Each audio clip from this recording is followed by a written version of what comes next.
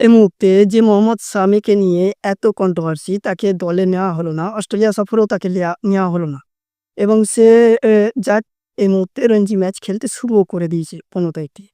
তো সেই মুহূর্তে অজিত আগারকারকে প্রশ্ন করেছিল সাংবাদিকরা। তখন অজিত আগারকার বলেছিল, "আমার কাছে সামির সম্বন্ধে সেরকম কোনো তথ্য নেই। গত ২-৩ বছর ধরে সে ক্রিকেটে খেলেনি। একজন পারফরম্যান্স হিসাবে সে কিন্তু যথেষ্ট ভালো। কিন্তু সে এখন তো কি খবর আমি বলতে পারছি না।" এরপরে মোহাম্মদ সামিকেও যখন একই প্রশ্ন সাংবাদিকরা করে, তখন মোহাম্মদ সামি বলে, "আমাকে কেউ আপডেট দিতে হবে।" কেন? আমাকে কেন আপডেট দিতে হবে? সে এই কথাটাই বলেছে সাংবাদিককে।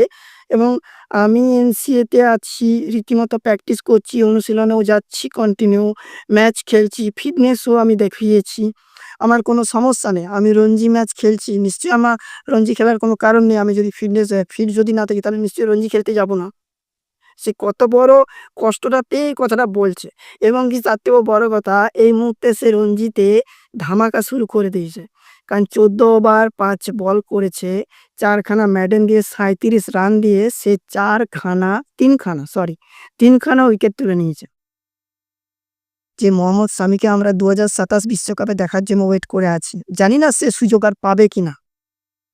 কিছুটা জায়গা মনে হচ্ছে যে এখানে না একটা ধর্মনিরপেক্ষ হচ্ছে না। ধর্ম নিয়েও একটা টানাটানি চলছে। খুব ভালো করে যদি একটু গবেষণা করে দেখেন, আ ভারতের টিমে এই মুহূর্তে সেরকম কোনো মোহামেডান প্লেয়ার নেই। শুধুমাত্র মোহাম্মদ সিরাজ ছাড়া।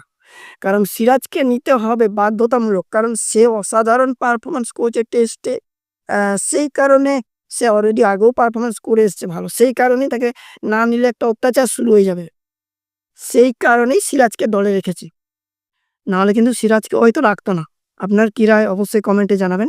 তবে আশা করব ২০২৭ বিশ্বকাপে মোহাম্মদ সামি আবার নিজের ফর্মে ফিরে আসবে এবং ২৭ এ সে আমাদের বিশ্বকাপ খেলবে। আপনার কি রায় অবশ্যই কমেন্টে জানাবেন।